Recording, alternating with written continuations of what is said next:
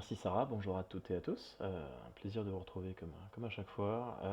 Donc toujours dans le cursus ophtalmologie avec WISVET, on a décidé aujourd'hui de vous parler de la vision animale et surtout de son évaluation au sein de la consultation. Alors on a aujourd'hui des assistantes et des vétos parce qu'en fait les deux peuvent être, on va dire, visés par cet élément-là. Donc c'est intéressant d'en parler. N'hésitez pas à poser des questions, on pourra toujours y répondre à la fin de la présentation. Donc tout d'abord, la vision animale, le rôle principal, c'est le rôle de l'œil.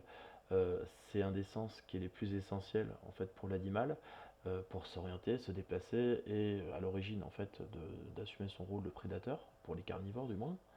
Il y a de nombreuses pathologies qui peuvent avoir un impact sur la vision, donc c'est finalement en fait un motif de consultation assez fréquent. C'est pas toujours des cataractes qui vont induire ça, il y en a. On a des kératoconjonctivites sèches par exemple, par l'opacification de la cornée, ça va entraîner en fait une opacification de la cornée et forcément la vision ne pourra plus se faire. Le glaucome, la cataracte dont j'ai parlé, le décollement rétinien, l'atrophie rétinienne et bien d'autres encore qui peuvent expliquer ces baisses de vision ou perte complète de vision. Ce qui est clair par contre, à la différence de l'ophtalmologie humaine, c'est que l'examen participatif n'est pas possible. Vous avez au-dessus de ma tête cette petite grille, je la mets toujours, les gens peuvent la voir en consultation, et souvent on me pose la question, de dire mais comment vous interprétez ces grilles-là? Je vous les ai mis en vue rapprochée, donc il y a le modèle pour chien à gauche et le modèle pour chat à droite. Mais malheureusement, ils ne nous disent pas ce qu'ils voient en fait, hein, donc c'est assez difficile d'avoir une indication sur le niveau de vision. Déjà sur le fait qu'il y ait une présence ou non de vision, ça peut être compliqué. Du coup, qu'est-ce qu'on fait? En fait, on va parler de cette vision dans l'ensemble. J'ai trouvé cette petite animation assez sympa pour vous expliquer, quel que soit votre niveau en ophtalmologie, comment se fait la vision au niveau de l'œil. Donc l'œil, c'est vraiment un système optique assez complexe. Donc la lumière va se refléter sur le sujet observé, va venir traverser les différents milieux de l'œil, donc la cornée, le cristallin, pour atteindre la rétine. Le cristallin, lui, il joue un rôle dans l'accommodation, en fait, hein, donc il va affiner, les rayons lumineux vont converger et être nets sur la rétine. On a en général 130 millions de cellules photoréceptrices chez l'homme, un peu moins chez le chien. Et l'image, elle va se former dans le cortex après avoir traversé le cerveau et en traversant également le chiasme optique. L'image observée est inversée, elle va être redressée par le cerveau, qui va permettre d'avoir une image aussi, qui va être donc dédoublée. Donc vous regardez deux images avec deux yeux, et votre cerveau fait la moyenne des deux images. Donc c'est finalement en fait un système assez complexe qui met en œuvre donc la vision, pas uniquement l'œil, mais également le cerveau. Donc vous avez des causes extraoculaires de troubles de vision qu'il faut effectivement connaître. On reprend un petit peu le schéma anatomique des voies visuelles, donc c'est assez important comme élément. Je vais vous les illustrer. Donc déjà, ce qu'il faut savoir, c'est que vous avez un élément important, donc je vais vous mettre avec le pointeur. Donc vous avez deux yeux, et les deux yeux en fait sont reliés chacun à une partie, à un hémisphère cérébral. En fait, il n'y a pas un, mais deux champs visuels par œil. Par exemple, si on prend l'œil droit, vous avez le champ visuel nasal qui va examiner tout ce qui se passe du côté droit du champ d'observation et le champ visuel externe, donc temporal, qui lui va regarder tout ce qu'il y a en interne en fait, donc sur la partie médiale. Euh, il y a au niveau du chiasme optique, donc les deux nerfs optiques se rejoignent au niveau d'un croisement, et on a à cet endroit ce qu'on appelle une décussation. Il y a une partie des fibres nerveuses qui vont rester du même côté, les fibres ipsilatérales, donc au niveau de l'œil droit par exemple sur ce champ visuel qu'on dit externe, donc ça va se retrouver dans l'hémisphère droit, donc au niveau du cortex, après avoir passé les corps jauniers latéraux, et donc pour la partie gauche interne, donc le champ visuel médial, là il va y avoir une décussation, donc ça passe de l'autre côté, et on va avoir donc une intégration qui va être dans le cortex au niveau gauche. Alors pourquoi je vous dis ça? Pourquoi je vous embête? Il arrive parfois que vous ayez des animaux, quand vous faites vos tests de vision, qui aient des troubles dans certains champs visuels. En fait, en cas de lésion, par exemple, du cortex gauche, pardon, vous allez avoir un animal qui va avoir du mal de visualiser des éléments qui sont sur sa droite. Donc ça, c'est assez classique. Et quand vous allez faire votre clignement à la menace, évitez de le faire uniquement de face, faites-le aussi de profil et dans l'orientation externe en fait, hein. Donc ça, l'intérêt, c'est de visualiser donc les deux champs visuels. Ça, c'est vraiment important. À noter qu'il y a aussi une notion, on va en développer plus tard, c'est la notion de réflexe photomoteur, donc la contraction des pupilles, qui elle ne suit pas, n'a pas d'intégration au niveau du cortex, c'est vraiment un arc réflexe, d'accord, qui va passer par les noyaux prétectaux, qui sont ces petites boules violettes là qui sont là au milieu du cerveau, et donc il n'y aura pas du tout d'intégration corticale pour les réflexes photomoteurs. Donc attention, le réflexe photomoteur n'est pas un bon moyen, n'est pas un moyen du tout d'apprécier de la vision. On parle d'un animal aveugle qui a toujours des contractions pupillomotrices orientées. Donc, l'évaluation de la fonction visuelle. Alors, après voir qu'un animal a du mal à s'orienter dans certains contextes, donc si vous déplacez un objet ou choses comme ça, c'est important. Donc, votre propriétaire, il faut bien lui dire, votre chien peut bien, ou votre chat peut bien s'orienter chez vous parce qu'il connaît l'environnement. Moi, je suis capable d'aller aux toilettes la nuit, toute lumière éteinte, sans me cogner parce que je connais mon environnement. Si par contre, il y a un objet qui est mis sur mon passage, et que la lumière est faible, et ben, je vais forcément marcher dessus, me prendre l'objet, etc. Donc souvent les propriétaires, posez-leur la question, est-ce que votre animal a une attitude particulière en extérieur? Ça c'est important dans votre phrasé, dans vos questions que vous allez lui poser, et ça commence déjà avec l'assistante lors de la prise du rendez-vous. Donc plusieurs éléments pour évaluer la fonction visuelle. Vous allez pouvoir en fait observer le comportement visuel de l'animal, et ça déjà dans la salle d'attente, réaliser le test à la boule de coton, la réaction du placé visuel, réaliser des réponses de clignement à la menace, et les réflexes donc de clignement à l'éblouissement et les réflexes photomoteurs pupillaires. Attention, sur les deux derniers, ils ne permettent pas d'évaluer la fonction visuelle, mais font partie intégrante de l'évaluation des voies visuelles. Donc tout ce qui est les voies optiques en fait, qui vont aller de l'œil jusqu'à une partie du cerveau. Le comportement visuel, on va le voir déjà, donc c'est important de le réaliser en milieu inconnu, comme je vous disais ça avant. C'est-à-dire qu'en fait, évaluer l'animal dans un endroit qu'il ne connaît pas, parce que sinon il peut tricher, entre guillemets, dans différentes conditions d'éclairement. Dans la rétine, vous avez donc des cônes et des bâtonnets. Les cônes, eux, permettent de voir la lumière du jour, les couleurs, alors que les bâtonnets, eux, ils sont beaucoup plus sur les contrastes de gris et la vision en obscurité relative. Donc c'est hyper important de dissocier ces deux observations. Donc il faut être capable, en général, moi, cette observation en obscurité, je la réalise dans la salle radio de la clinique pour mieux évaluer cette vision nocturne. On mettra des obstacles, ce qu'on fera, donc c'est un parcours d'obstacles qui permettra de voir si l'animal arrive à visualiser ces obstacles. Et on pourra, le cas échéant, alors surtout chez le chien, occulter un des deux yeux pour voir s'il y a une vision qui est meilleure d'un côté que de l'autre, puisque là on va voir le test qu'on va réaliser, donc il va être non latéralisé, donc c'est un test visuel binoculaire. Le patient va rejoindre de la salle d'attente à la salle de consultation, on positionne donc deux obstacles. Sur le trajet, on voit qu'il évite sans aucun problème. On se met à sa hauteur pour voir comment est-ce qu'il évite le système avec ces petits systèmes qu'on met en place. Bien sûr, on peut mettre une chaise, une table, etc. Utiliser le propriétaire. Enfin voilà, n'hésitez pas vraiment à utiliser, à rivaliser d'ingéniosité pour ça. Le test à la boule de coton, alors ça, j'ai mis un chat avec un sigle attention à côté. Le chat est clairement capable de s'en ficher de tout et n'importe quoi. Donc ce test à la boule de coton, je le fais surtout chez le chien. Chez le chat, malheureusement, on ne pourra pas conclure s'il est négatif. Par contre, chez le chat, j'utilise régulièrement un laser que je vais pointer sans prévenir le propriétaire et sans que le chat ne voit la source du laser, et on va le pointer donc, sur le mur qui fait face au chat lors de la consultation, et on voit tout de suite son attitude visuelle qui va être présente ou non. On va le voir en vrai. Alors, test boule de coton, vous mettez la tête du patient, voilà, vous lâchez la boule de coton, il faut vraiment qu'il y ait une réaction de suivi. Et dans certains cas, comme là, vous allez voir, le chien ne suit pas parce qu'il ne prête pas attention. Et là, des fois, il le fait un peu moins, de manière prononcée. Et systématiquement, vous avez l'oreille qui va bouger quand l'objet va toucher le sol. Donc attention de ne pas confondre en fait un animal oreillard, donc qui va entendre en fait le bruit du coton qui touche la table, d'un animal simplement visuel. Donc bien regarder, voilà, qui regarde en fait. Donc on cache un œil, on fait le test, on cache l'autre œil, on fait le test, et on termine par le test binoculaire. Le placé visuel, c'est un test qu'on oublie souvent. Donc ce placé, vous allez pouvoir le réaliser sur la plupart des patients que vous avez en consultation, sauf bien sûr des limites de poids et de taille.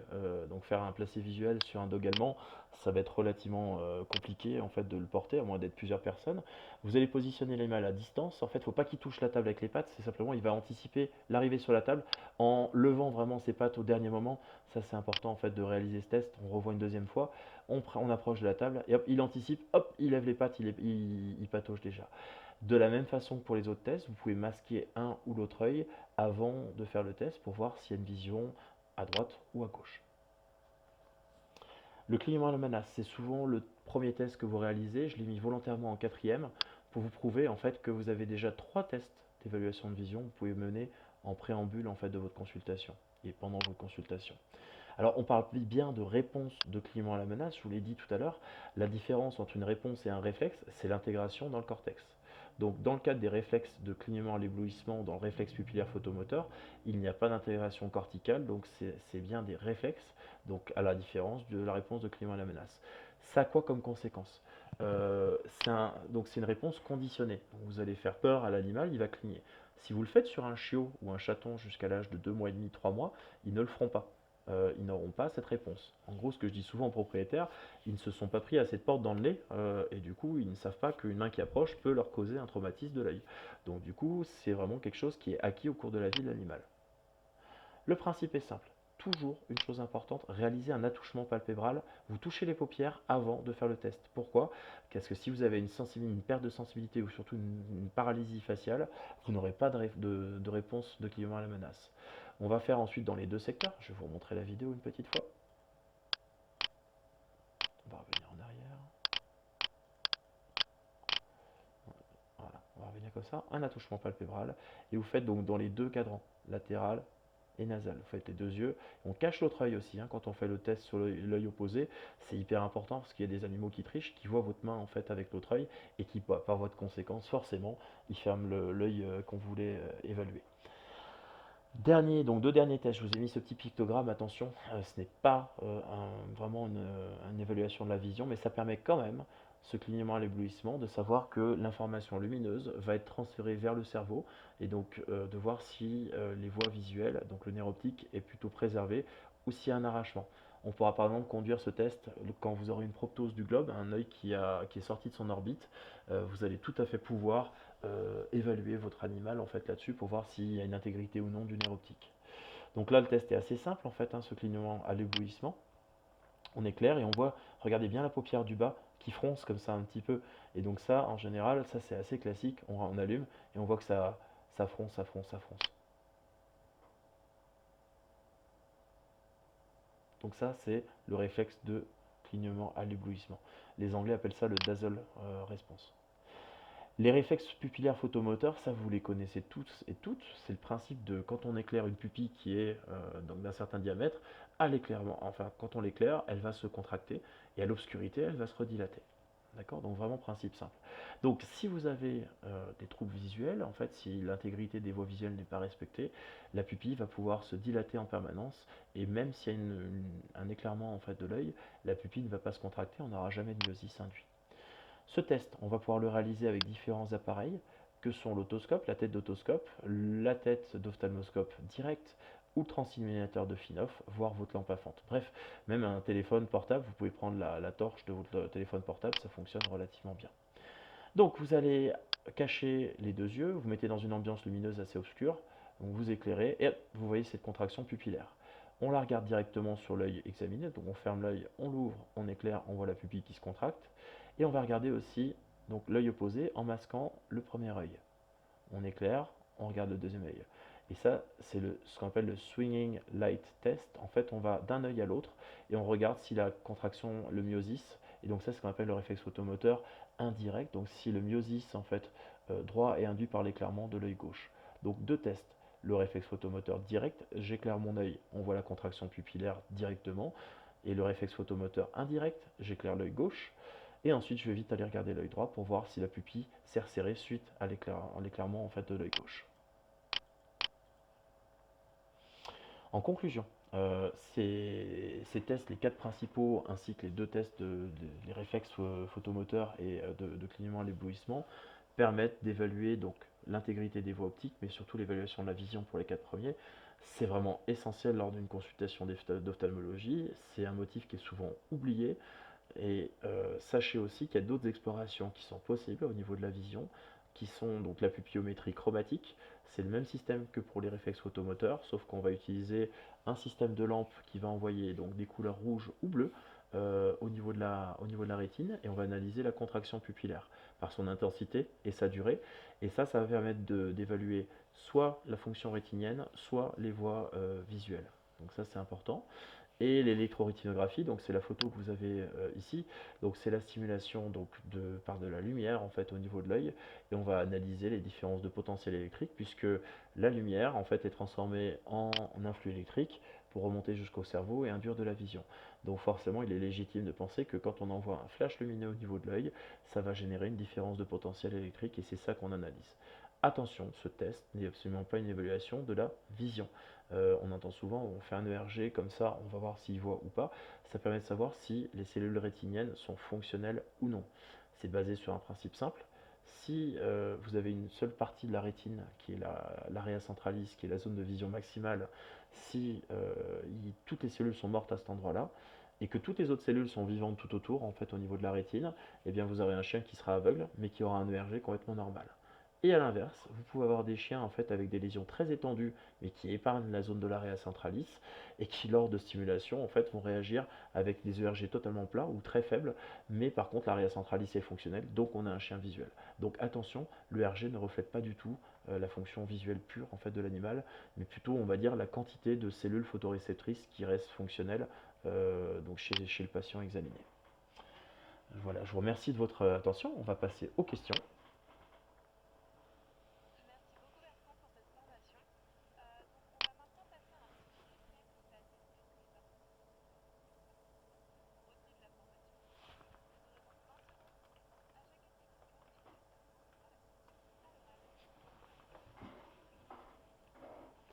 Ça marche. Donc vous avez une petite vidéo qui va s'afficher en bas, donc je vais lire l'énoncé avec vous.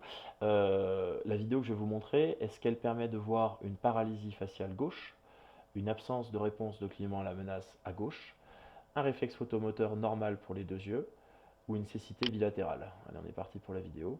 Donc est-ce que c'est une paralysie faciale gauche? Est-ce qu'on a une absence de réponse de clignement à la menace à gauche? Est-ce que c'est un réflexe photomoteur normal pour les deux yeux? Ou est-ce qu'on a une cécité bilatérale?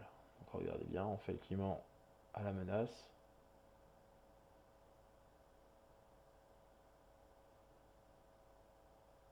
Regardez bien à gauche. Une chose importante aussi, hein, que je ne vous ai pas dit pendant la présentation, attention chez le chat, ils ont des vibrisses, hein, des vibrisses qui sont assez longues. Donc quand vous allez faire votre clignement à la menace, évitez d'aller les toucher parce que forcément vous allez faire un clignement en fait au toucher en fait, hein, donc pas du tout un clignement, un réflexe une réponse de clignement à la menace. Alors donc tout le monde a répondu, je pense, on n'a même pas lancé le chrono.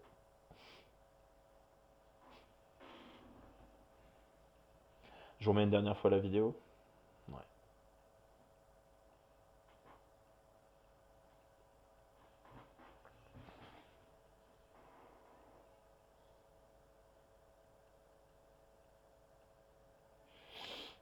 Donc là, on voit bien sur la vidéo, vous avez... voilà. Donc la vidéo, en fait, on voit bien que du côté gauche, quand on fait le clignement à la menace, il n'y a absolument aucune réaction en fait du côté gauche. Et du côté droit, on a une réponse qui est tout à fait qualitative. Je vous la relance encore une fois. Ce chien, pour information, m'a été envoyé. C'est un jeune chien. On voit que les oreilles de ce berger allemand sont même pas encore dressées. Il m'a été envoyé pour une lésion cornéenne à droite qui cicatrisait pas bien. Et en discutant avec les gens, en fait, j'ai vu ils m'ont témoigné qu'il y avait un trouble d'orientation à gauche. Et en fait, ce chien, il avait une atrophie totale en fait du nerf optique. Donc du coup, la bonne réponse était une absence de clignement à la menace à gauche. Le photomoteur, il ne peut pas être évalué là, puisqu'en fait, on n'éclaire pas directement les pupilles. Et la cécité bilatérale, on aurait pu la conclure si on avait eu en fait des clignements à la menace négatifs sur les deux yeux. On passe à la prochaine question. Alors, pour vous, quel est le meilleur test qui va permettre d'apprécier la vision à l'obscurité? Est-ce que ce sont les réflexes photomoteurs à l'obscurité? Est-ce que c'est le parcours d'obstacle en ambiance scotopique, donc toute lumière éteinte? Est-ce que c'est le clignement à l'éblouissement? Ou est-ce que c'est l'électrorétinographie? À vous.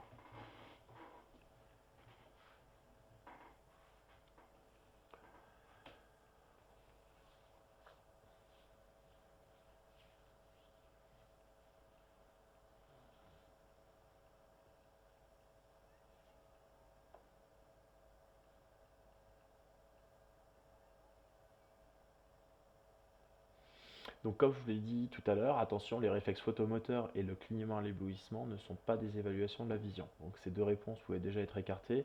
L'électrorétinographie aussi, je vous ai dit, c'est une évaluation pure fonctionnelle sur le nombre de cellules photoréceptrices, mais pas sur la vision. Donc la bonne réponse, c'était vraiment donc, le parcours d'obstacle en ambiance scotopique. Donc, je vous rappelle vraiment ces quatre éléments. Le déplacement, donc le parcours d'obstacle, vous avez le placé visuel, le clignement à la menace et la boule de coton qui sont les quatre tests vraiment d'évaluation de la vision chez votre animal. On passe à la suivante. Chez le chat, l'absence de suivi à la boule de coton ne permet pas de conclure à une cécité. Est-ce que c'est vrai ou est-ce que c'est faux?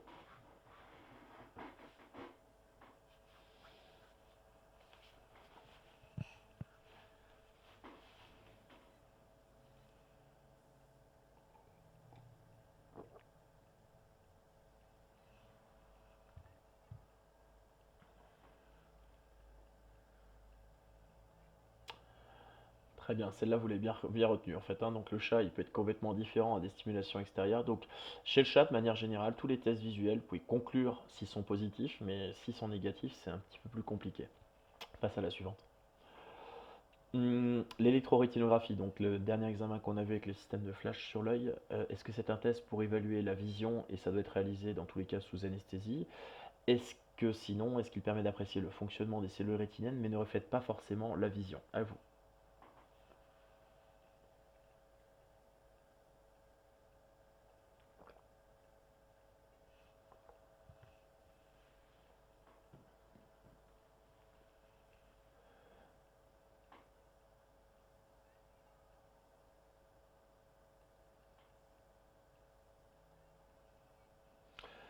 Eh bien, c'est parfait. Vous êtes très bien retenu. Donc, ce que je vous disais juste avant, en fait, hein. Donc, du coup, ce système en fait d'électrorétinographie permet juste d'apprécier le fonctionnement des cellules photoréceptrices et pas de la vision en elle-même. On va pour la dernière question. Le placé visuel, donc on a vu quand on approche l'animal de la table, en fait peut être réalisé pour tous les patients en clinique canine. Est-ce que c'est vrai ou est-ce que c'est faux?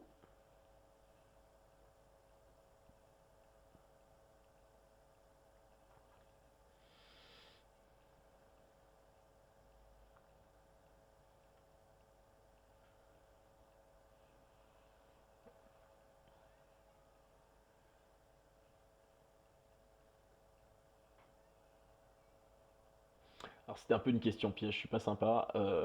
Donc c'est faux. Pourquoi? Parce qu'en fait, comme je vous disais, en fait, un animal très lourd, même en se mettant à plusieurs, un dog allemand, on aura du mal, ou un bouvier bernois, de lui faire ce test. Donc c'est un très bon test, mais malheureusement il est limité par la corpulence du patient et la capacité du vétérinaire ou du soignant en fait à porter l'animal et à le diriger. Et puis surtout à la compliance, hein. Il y a des chiens, dès que vous les portez, ils vont pas supporter, ils vont être agressifs.